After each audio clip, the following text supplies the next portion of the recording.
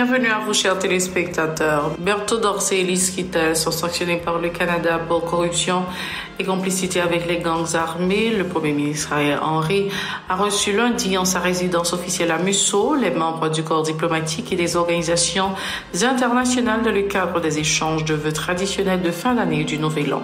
Des activistes politiques s'insurgent contre la persistance de l'insécurité en cette période, indiquant que les autorités n'ont rien tenté pour venir à bout des gangs armés. Les citoyens condamnent la mauvaise gestion du dossier du carburant par le gouvernement. Une nouvelle pénurie de l'or noir serait un coup de massue de trop, ont-ils alerté. Des associations d'enseignants exigent un accompagnement du gouvernement pour faciliter le démarrage effectif des activités scolaires en janvier prochain. Lancement mardi à Pétionville de la 16e édition de la foire artisanale, baptisée Artisanat en fête, l'occasion pour plusieurs artistes et artisans de plusieurs régions du pays d'exposer leurs œuvres. Restez branchés, les détails c'est tout de suite. Si vous jugez que cette vidéo est intéressante, n'hésitez pas à liker et partager la vidéo. Et surtout, n'oubliez pas de vous abonner à cette chaîne et activer la cloche de notification pour ne pas louper aucune de nos vidéos. Si vous nous rejoignez maintenant, vous êtes sur la télé Pacifique, vous suivez Info Pacifique, le développement. Berthaud Dorsey et Lise Kittel sont sanctionnés par le Canada pour corruption et complicité avec les gangs armés.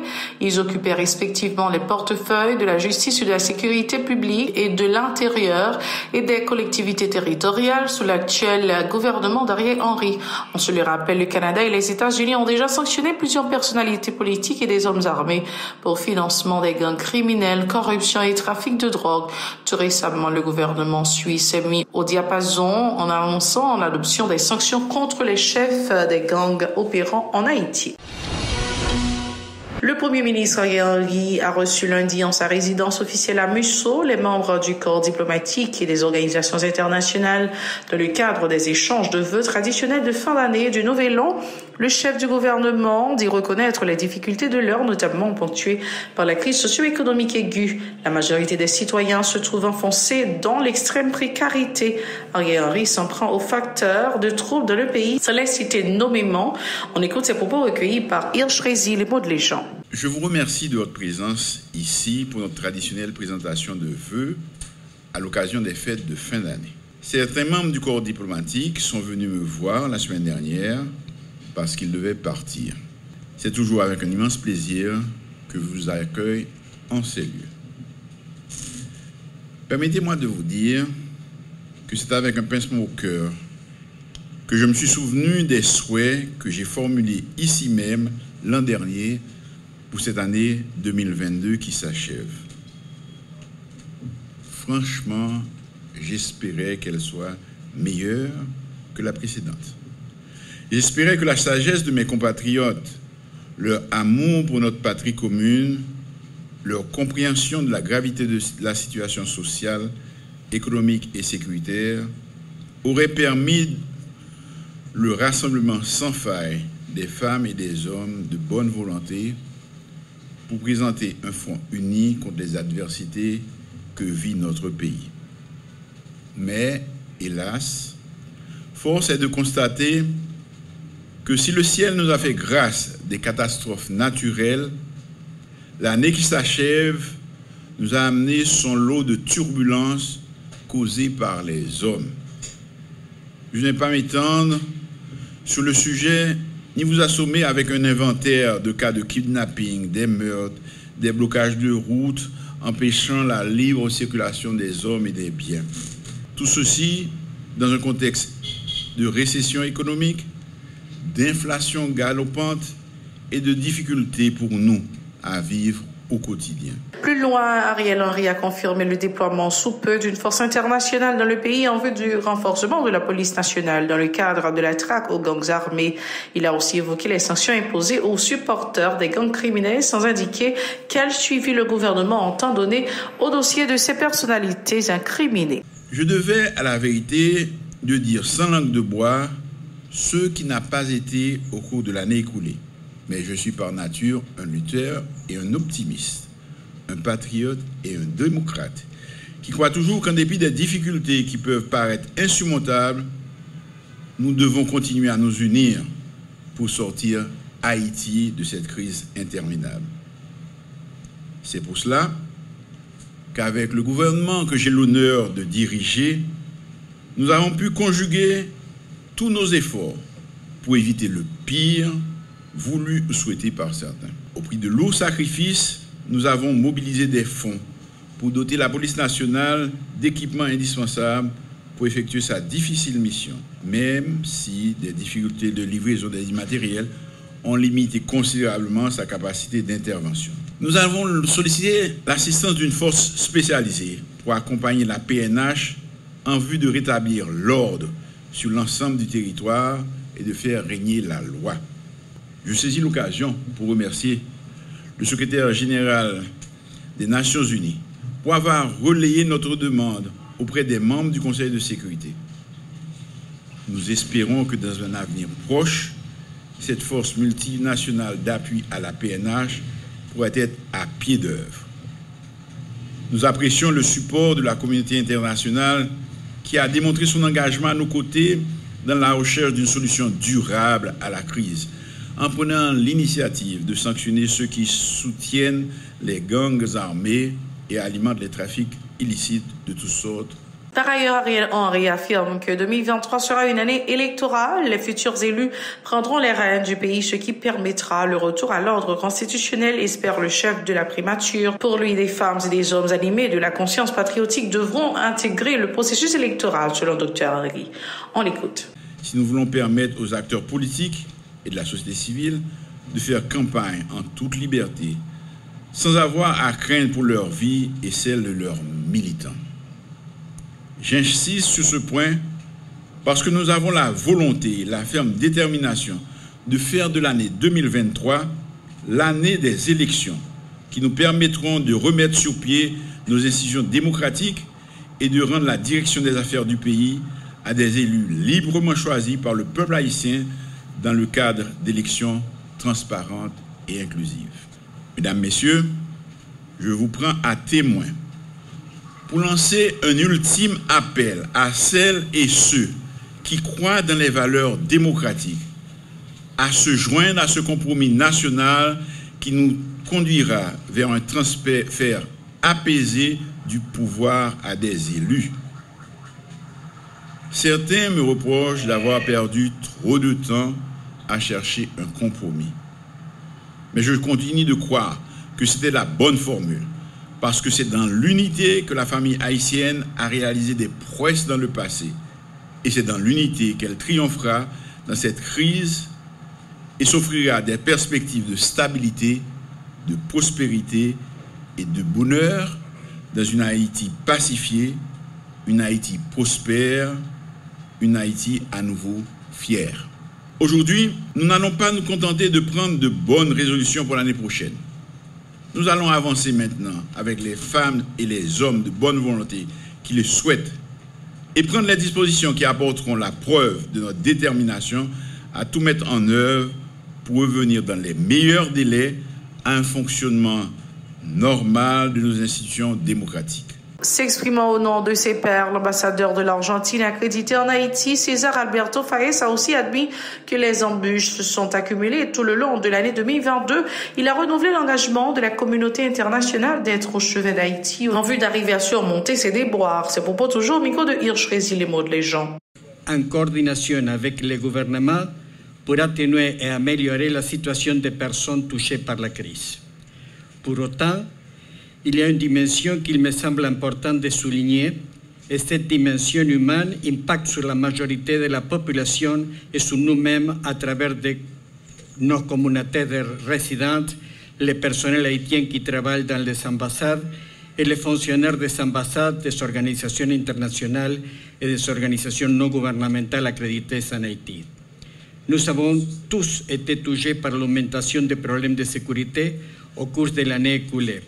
En ce sens, nous souhaitons adresser nos remerciements appuyés à la police nationale d'Haïti lorsque nous avons fait appel à elle quand nos installations et nos collaborateurs ont été affectés par l'insécurité.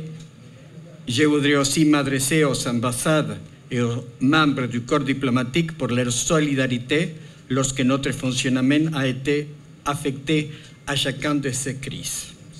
Un diplomate est celui qui s'occupe des relations internationales entre les États. Bien évidemment, je crois que chacun d'entre nous voudrait davantage, à l'instar de nombreuses ambassades dans le monde, travailler avec Actis sur domaines traditionnels de notre action, comme promotion culturelle, promotion commerciale ou la négociation des accords internationaux de diverses sortes. Le militant Jackson, lui, condamne la mauvaise gestion du dossier du carburant par le gouvernement, indiquant que le pays est à nouveau menacé par la pénurie de l'essence qui est tragique et transversale. Les masses populaires déjà lassées de la crise globale ne pourront pas supporter un nouvel ajustement des prix des produits pétroliers majorés il y a environ 3 mois, a tempêté l'activiste. On l'écoute. Problème gaz là, qui a été fait automatiquement limité, il va le résoudre. Mais tout le monde est capable de constater, quelques semaines après, question galon jaune, bataille en bas pompe, machine, moto dans l'île pour titre gaz, retourner pire. Grave crise sociale, économique, politique et climatique, ça, pays a connaît, qui casse la société, et puis mettez plat à tête toute institution nous, qui là pour mettre le pays sous route progrès et développement durable, mélanger à l'autre encore, traîner pour plus petit 4,7 millions de francs d'accès dans l'insécurité alimentaire. Malgré toute potentialité agricole et touristique pays a gagné, qui te doit permettre de rester Djougan devant l'humanité. J'ai cru que la situation malouk ça, n'a vivre journée aujourd'hui, joindre racine li. Non, premièrement, incompétence et manque de volonté accélérée, c'est une décision politique nous qui arrive dans tête pays. 2, chirépite yin yang qui existait dans la classe politique haïtienne, qui joue coulier, pas montrer aucune volonté et capacité pour résoudre la crise là, qui trop durée, et puis mettre le pays sur l'ail. Pour sa part, le militant Louis Bernard Dor se veut très critique envers le gouvernement du fait d'avoir adopté un nouveau calendrier scolaire alors que la plupart des écoles ont déjà repris leurs activités. Le gouvernement n'a jamais pris de mesures lors de la dernière phase de PayLog pour faciliter le retour des enfants à l'école, a reproché l'activiste. Louis Bernard Dor est au micro de Véron Arnaud et Maud Léjean. Même la génération Colibri qui t'a gardé, captant ensemble des décisions que le ministère de l'Éducation nationale a prises, que il a annoncé dans le premier temps l'école de l'ouvrir en mois de septembre. Après un ensemble de revendications, parents, élèves, professeurs et directeurs d'école, il va renvoyer l'école là pour 3 octobre. Et qui ça nous parle avant 3 octobre, c'est dans le Conseil des ministres, il va prendre décision pour capable monter gaz dans des parents élèves l'école. Surtout là nous connaissons que la majorité élèves en Haïti, c'est camionnettes, taxi, moto qui prend. C'est ça que Nessim Maninga te bail parents, population par rapport avec les revendications que tu as dit que le parents prend canet dans la direction de l'école. Deuxièmement, il a annoncé l'école Tipa Tipa. On a demandé avec Nessim Maninga, est-ce que l'école Tipa Tipa, ça c'est pour un groupe de monde?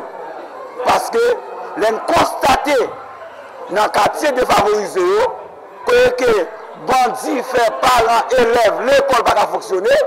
Et jusqu'à aujourd'hui, le ministère n'a pas aucune décision pour rendre l'école fonctionner, pour rendre les parents retourner à la caillou. Le collectif des éducateurs pour le renouveau de l'éducation appelle le gouvernement à œuvrer afin que tous les élèves puissent reprendre le chemin de l'école en janvier prochain. Le porte-parole de cette structure, Patrice Célestin, a émis des réserves sur le nouveau calendrier publié par le ministère de l'Éducation, estimant que les enfants n'auront pas le temps de boucler leur programme.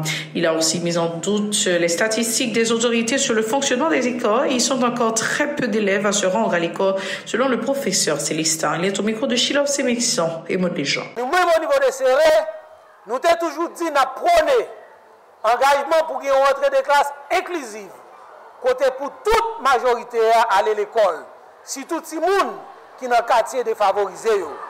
C'est sous base ça.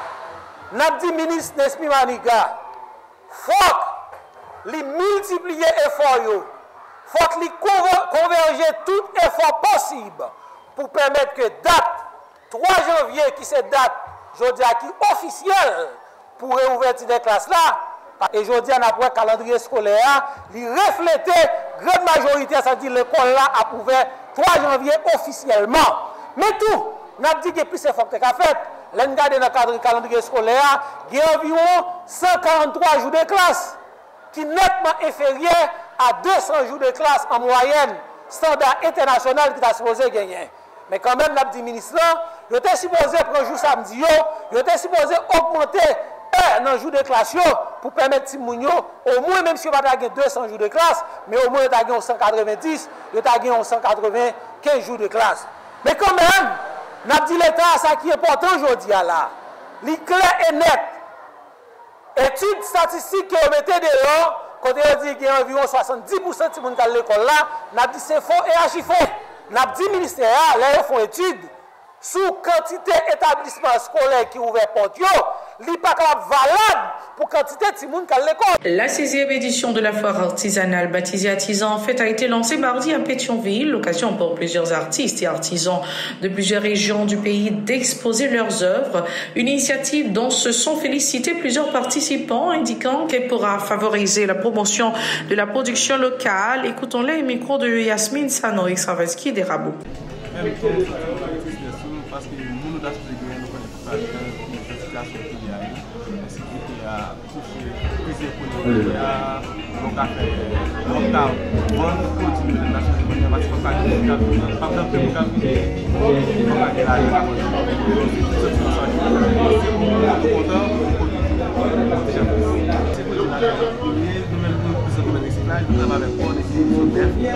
exemple,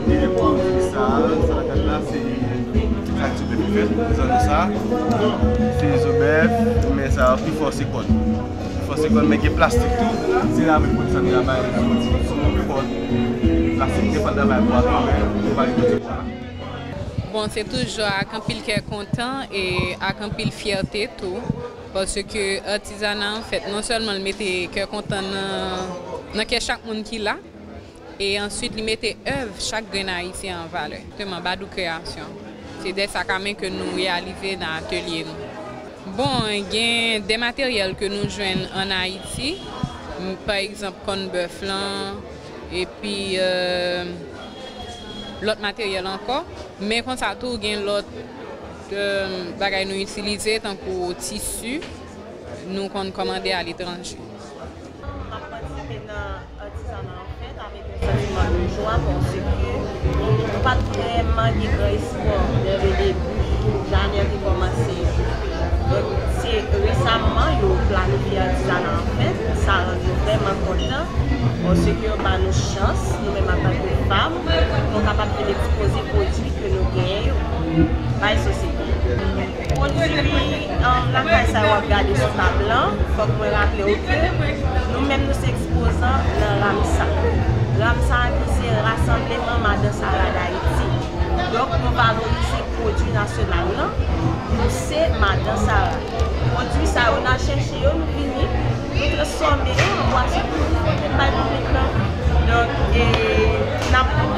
dit que nous sommes vraiment fiers parce que la télévision Pacifique va nous occasionner ça, va nous opportunité à ce que nous sommes capables de vendre produits davantage avec le monde qui va venir dans l'artisanat en fait. C'est la toute fin de ce journal. Merci d'avoir été des nôtres. Restez branchés à la Télé Pacifique. Comme j'aime à le dire, les temps sont durs. Soyez très prudents. Au revoir. À la prochaine.